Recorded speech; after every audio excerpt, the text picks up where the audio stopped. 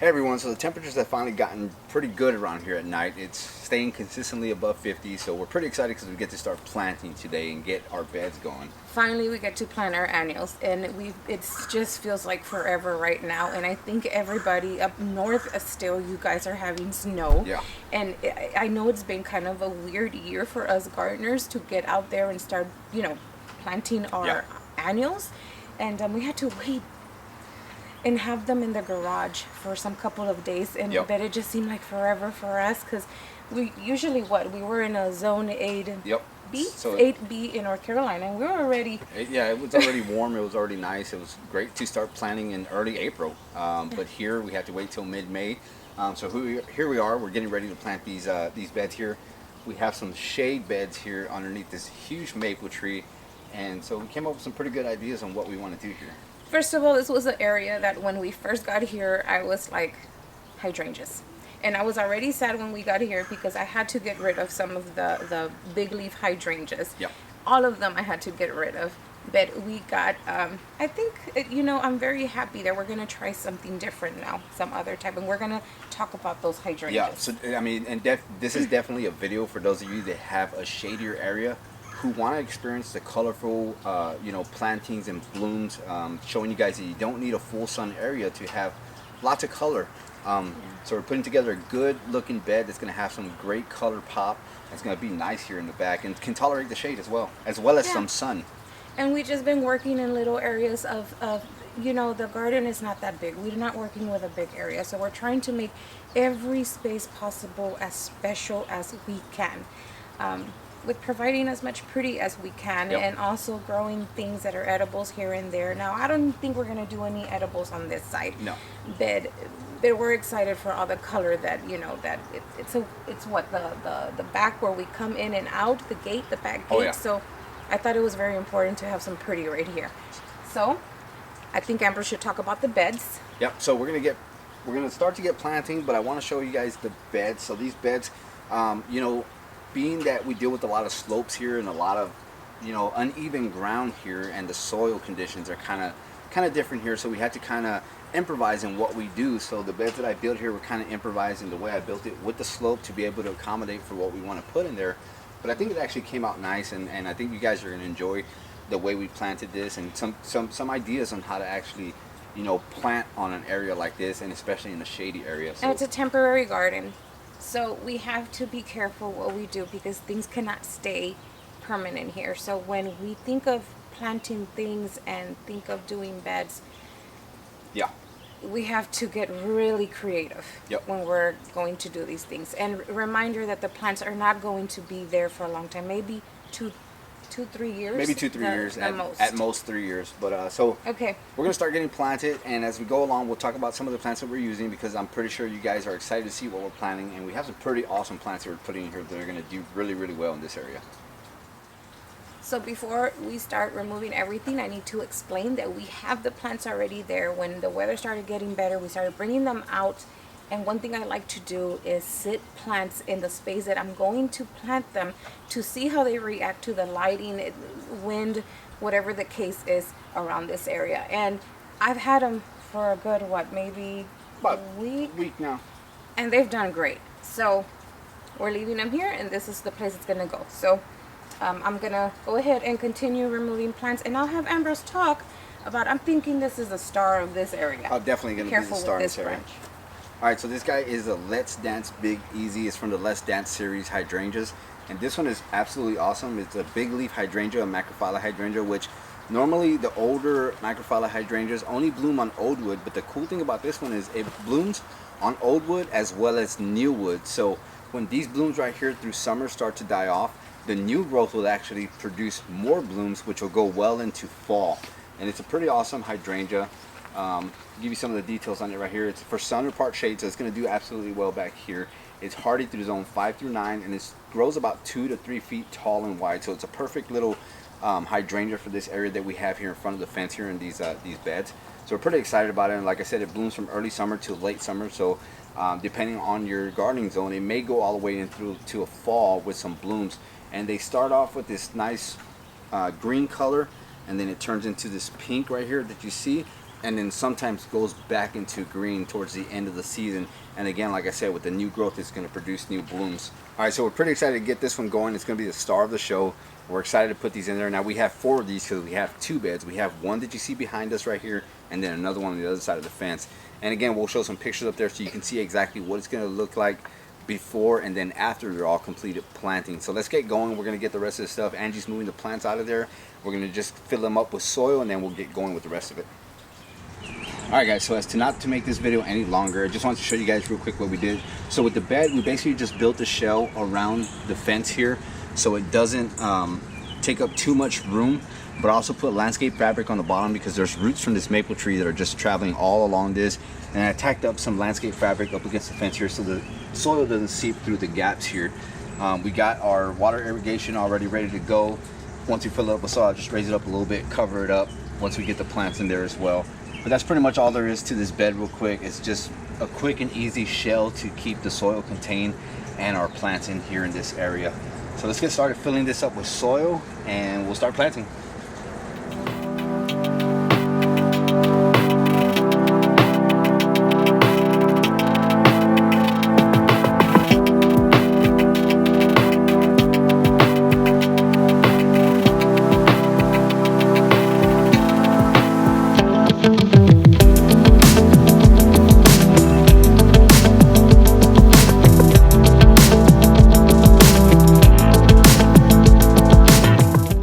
What do you think so far? Okay, I'm liking this. We went ahead and did one good size one and one small one. I don't know if y'all can see, there's a smaller one on this side, and then coming in we have a bigger one, and then on that side I went ahead and we decided to do the little one, the smaller one here. We know they're gonna grow, but there's a lot of traffic right here. The kids decide to pass through there, so for now that would work until they get used to the garden having the blooms coming out. So I'm happy with that. Let's get going and let's show you some of the other plants.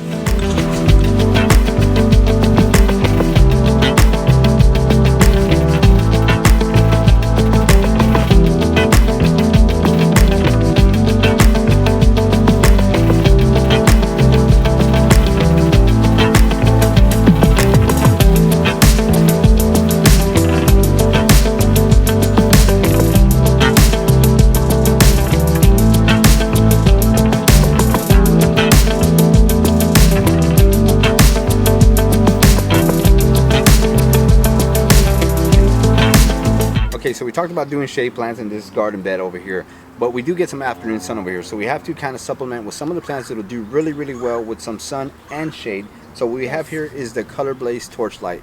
Now, as you know, the Colorblaze series of Coleus does extremely well with sun, so we're going to use this one here on the end so it can tolerate that sun. What we wanted to go with was with Hippo Rose. Now, in the beginning, all the planning in winter I had and looking at everything that I wanted to do on this side, I was at first gonna go with Hippo Rose. I started to notice that, of course, like Ambrose said, this area gets the more full sun towards the end of the day. So there's no way I could do this. We did, though, already experiment to see how this plant would do with the basket right there. The basket has Hippo Rose. Yep. So what we did, we decided we're gonna put it on the other side of this bed, which it never gets sun on that side. So yep, it'll actually go back to the baskets, which is a really nice complement to what we have back here. And it has sort of this, what is it? The Torchlight has a little bit of the pink in there. Yep. So this is an example of when you can't use the same plant, you can look for something a little bit similar just to, you know. Let's talk about some of the other plants we're going to put in here that are shade tolerant as well. Torenia. We're going to go ahead and put 3 Torinas on this bed. This one is sun to shade. And we're going with the Cataliina Midnight Blue Wishbone Flower. Alright, so one that we're really excited about using in here is the new Caladiums from Peru and Winters. This is the heart-to-heart Caladium. It's called Radiance. You can see it has some awesome color in it. Now these just got here, so they're not completely grown yet. They've been sitting in the garage, so some of them might look a little dainty, but they'll definitely grow and they'll definitely look beautiful in here. Now these with the more redder will deal with more sunlight, so you can actually put these in sun. They just require more water, but they also do really, really well in shade. So that's what we're going to use back here in this bed to give it a little bit more pop of color. How many of those are we putting in? We're actually Three, going to put right? 3 in this one and probably 4 in the other bed. Okay, and then we're gonna go ahead and go with 1 dragon wing pink angel wing begonia. The begonia takes part shade to shade, so I'm gonna put it on this side over here. And most of these plants are going to be the same, is the same pattern on the other side.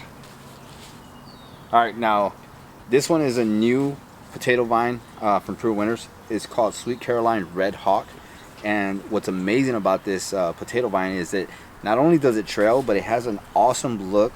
It kind of grows a little bit upright, kind of a little bit of bushiness, but as you can see, just the design on that leaf is pretty awesome. Looks like some of the other potato vines that they have, but this one, like I said, it's a maroonish red, has some green with new growth, and then a darker color leaf here. And that one, you said it mounds up. It kind of, yeah, it does have a mounding kind of habit as well. Okay, and then we have Colorblaze Wicked Witch. I've been wanting this since last year. Yeah, probably one of the more favorites of the coleus. It's beautiful. So now, one thing to know, they get big. They can get really big. Yep. So I'm aware of that. The bed is not that big. So what I like to do is cut coleus and use it indoors too, or I'll just be trimming it along, you know, as it's bushing up and growing.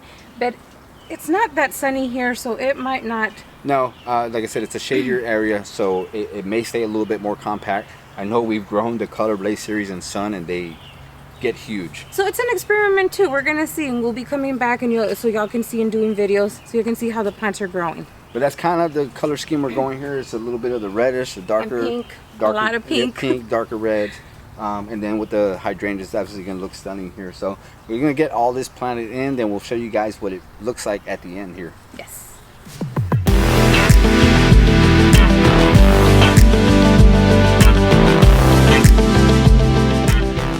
So Ambrose is making fun of me because I said no more potato vine. Like how many times ago? A lot. Every year I say I'm not going to use it because it's a plant that's always used in our garden.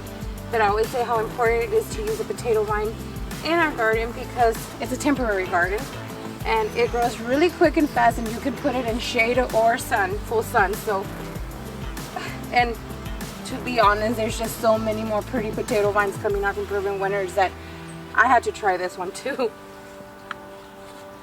And there you go. We're all done, guys.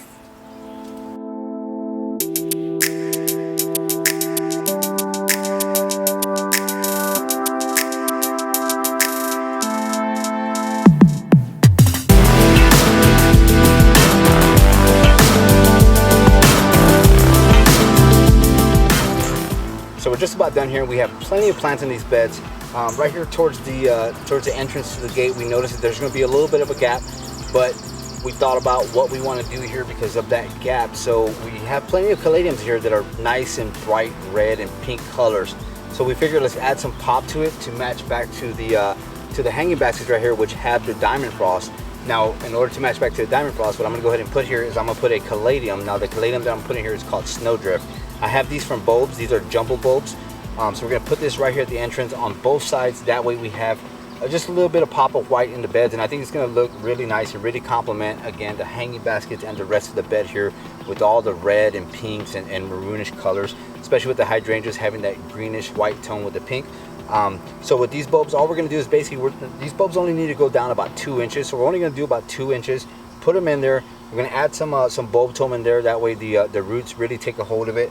And then obviously this one will take a little bit more time to grow, but we have the other caladiums that are already growing, so this bed's going to look fantastic already, and when these come up, it'll just give it a little bit more of a oomph to it. So we're going to go ahead and just put this in here, like I said, just 2 inches down, not too much. Add a little bit of bulb tome in the soil there. Again, like I said, just cover that about 2 inches, and when that guy comes up, it'll just again give it a nice little look to this entrance right here. Okay, so we are all done and we are very, very happy with the outcome. I wanted my hydrangeas, and as soon, like I explained, as soon as we arrived here, this to me said hydrangeas, and I'm so happy that we actually got it done. So we had to squeeze in an extra plant or two. It's always different once it's already set in. Thank goodness we had extra plants to be able to, you know, that would go back to everything. We really filled in more with more of the caladiums, so I think that would really bring a pop of color, especially during summertime when things are not blooming as crazy. I know the roses won't probably be blooming so great during the hottest time of year, so the good thing is we will have all this other color down here, and that was the whole purpose of having such a lot of plants, that not just the foliage but have some flowers too for shade. So I'm very happy with all this right now, and I have right now right here the Gardener's Idea book from Proven Winners. This is something that we use a lot all through winter, trying to figure it out what we were gonna do. We walked into a home in summer that we had to do everything, redo everything, meaning, you know, with 4 kids. For new viewers, we're military family, so we move around every 2 years, and it had been time for us last summer to move.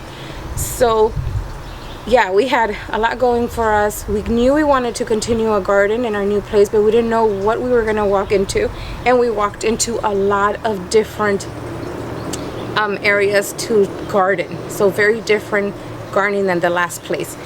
So we had a lot to do. The kids needed, you know, to readjust themselves, and us as well, to a new home, a new house. The house inside needed to get done, and we wanted to get going as soon as possible with the garden. So we love putting things together, but sometimes it's nice to get some inspiration from somewhere else, and not as fancy as the word inspiration, copy. You go ahead and copy something, and they put so much time, Proven Winners, into the books that they make, the catalogs that they make. They actually have a book too.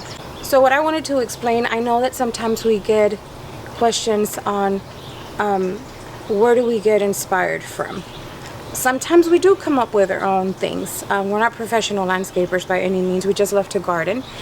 But with everything that we had thrown at us last summer, and we knew we needed to get going and pick out the right plants and everything that we wanted for a garden, we started shopping really early, putting our orders in, so we made sure we knew what we were going to get.